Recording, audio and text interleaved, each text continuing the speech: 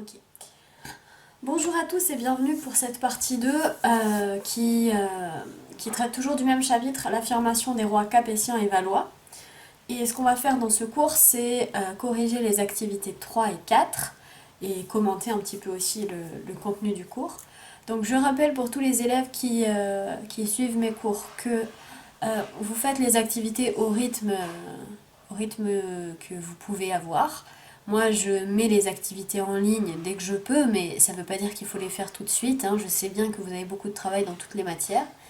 Et je sais aussi que certains ont des ordinateurs, d'autres n'en ont pas, que c'est plus ou moins compliqué suivant le matériel que vous avez à la maison. Donc pas de panique si certaines choses, vous n'avez pas le temps de les faire.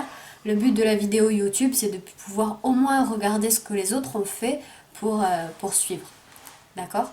Donc, on commence. Et on commence par la correction de l'activité 3 que vous aviez à faire. J'aimerais bien que ça marche, voilà.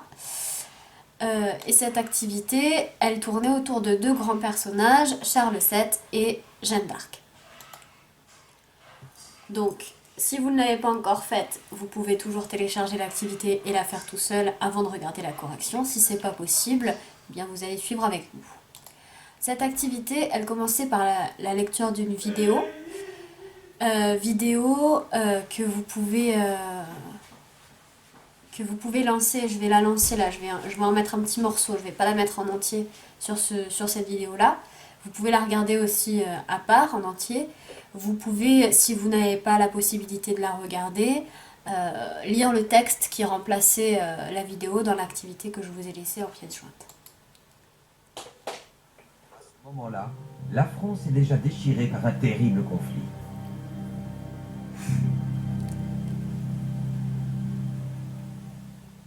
Cette histoire commence en 1337.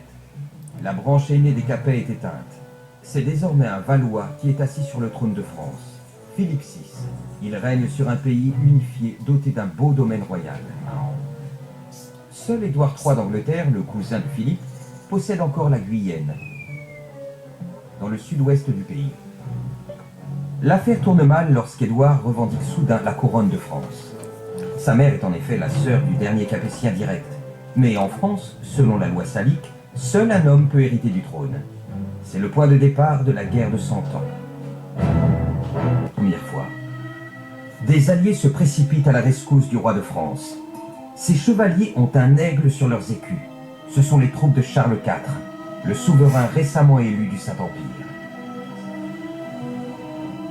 Le père de Charles, Jean l'Aveugle, se tient aux côtés de son fils, au premier rang. Oui, à cette époque, on est un peu exalté. Les cavaliers français et allemands se jettent vaillamment dans la mêlée. Mais leur élan vient se briser sous une véritable pluie de flèches anglaises. C'est l'un des rares moments de l'histoire franco-allemande où Français et Allemands se battront côte à côte. Et c'est malheureusement pour essuyer une défaite. Mais il est bon de noter qu'à cet instant précis de l'histoire, l'ennemi héréditaire n'est pas l'Allemagne, mais l'Angleterre. Mais revenons à l'emblème des chevaliers. Et comme si cela ne suffisait pas, la guerre de 100 ans continue de faire rage. Les Anglais avancent avec détermination et conquièrent bientôt tout le nord de la France. La Bourgogne se range aux côtés de l'Angleterre. Le conflit entre dans une nouvelle phase. Mais il renforce l'unité des Français. Il faudrait un miracle. C'est précisément ce qui se produit à Domrémy. Ce petit village de Lorraine est le lieu de naissance d'une jeune fille qui va changer le cours de la guerre de 100 ans. Jeanne d'Arc. Elle a 13 ans quand l'ange de Dieu lui apparaît. Elle doit aider le dauphin Charles VII à reconquérir son trône et chasser l'envahisseur de France.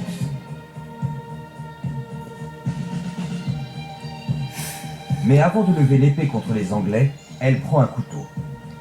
Parviendra-t-elle à s'imposer dans une société dominée par les hommes?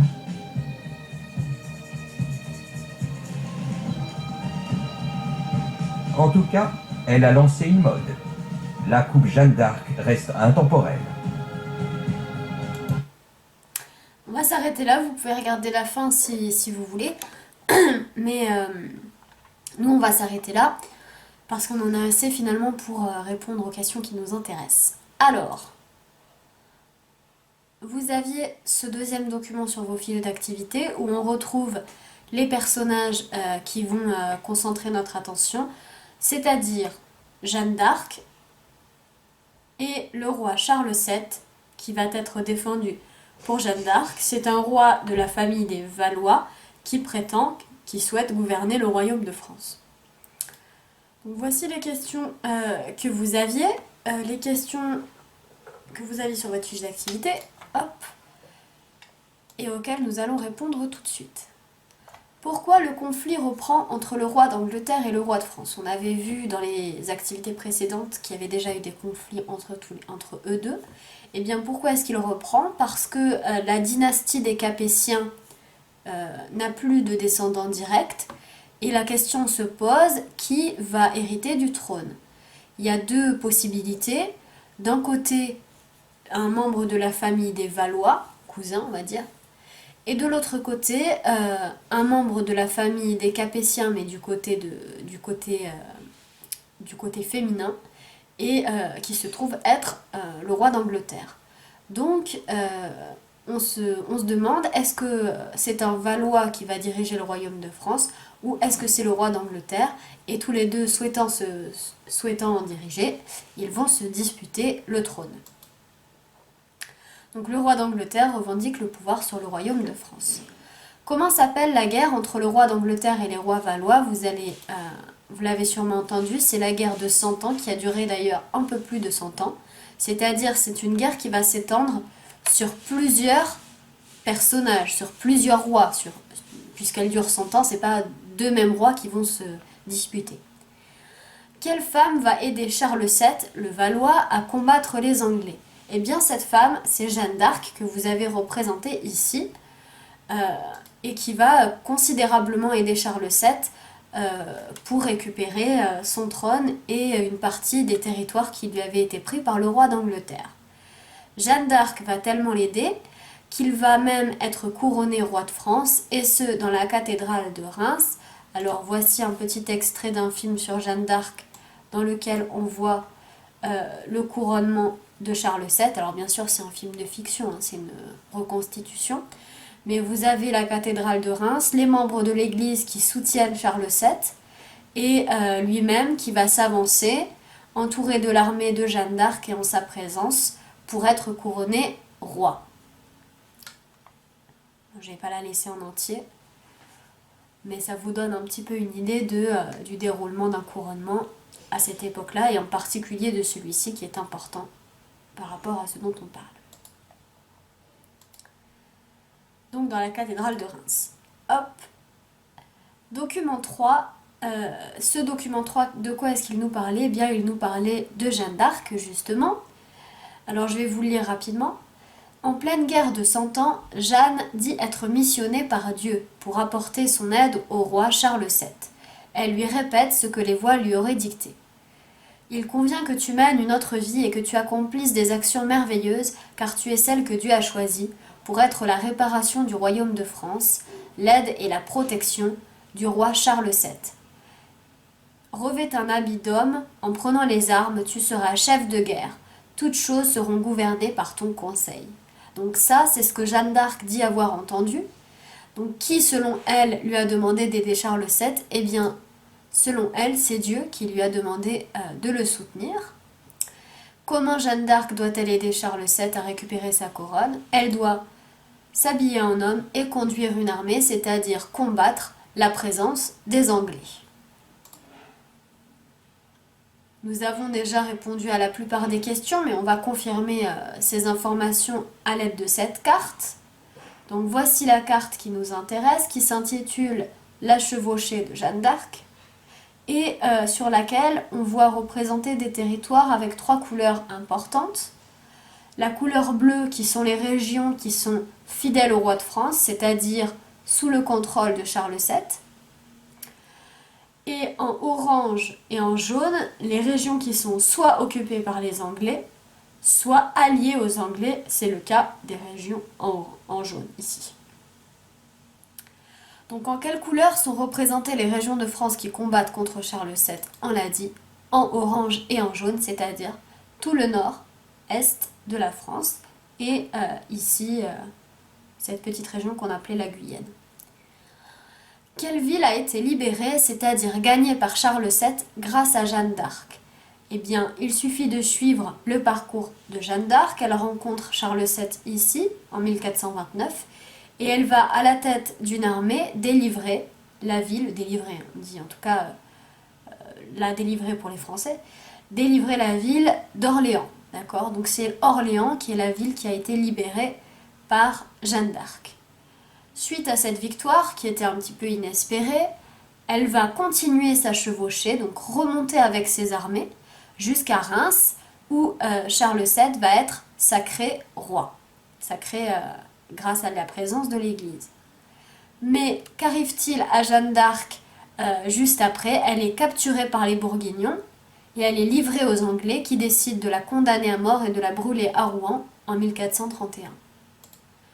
Donc Jeanne d'Arc est capturée puis brûlée à Rouen par les Anglais.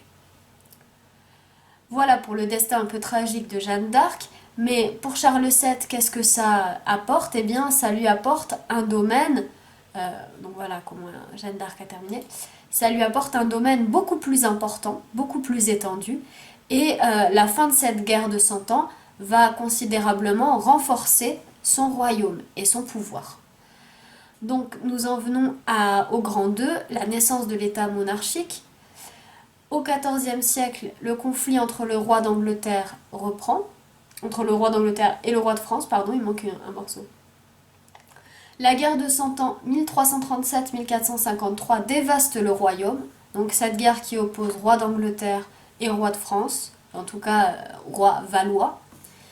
Charles VII va être sacré à Reims roi de France grâce à l'aide de Jeanne d'Arc qui va conduire une armée pour gagner du terrain, pour agrandir son royaume. Il va en 1453, à la fin de la guerre de 100 ans, rétablir une monarchie forte dans laquelle il va avoir un pouvoir plus puissant. Et donc, il va véritablement gouverner ce royaume. Une monarchie, c'est un régime politique dirigé par une seule personne, un roi héréditaire.